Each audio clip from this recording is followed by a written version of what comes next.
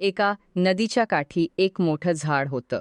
त्या झाडावर एक हुशार माकड राहत होतं. त्या झाडाला गोड फळं लागत असत. नदीत एक मगर राहत होता. एके दिवशी माकडाने मगराला गोड फळं खायला दिली. मगराला ती खूप आवडली. हळूहळू त्यांची मैत्री झाली.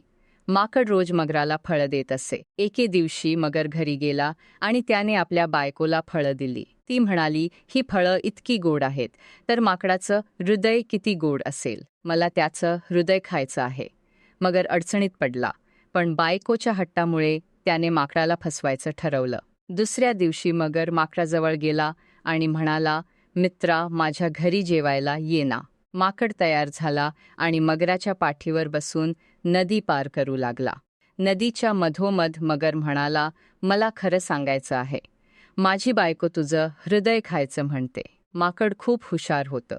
तो लगेच म्हणाला, अरे, मी माझं हृदय तर झाडावरच ठेवून आलो, पण परत जाऊया.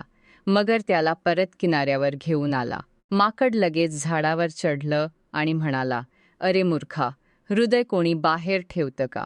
मगर लाजला आणि तिथून निघून गेला. बोध: हुशारीने संकटातून सुटका करता येते.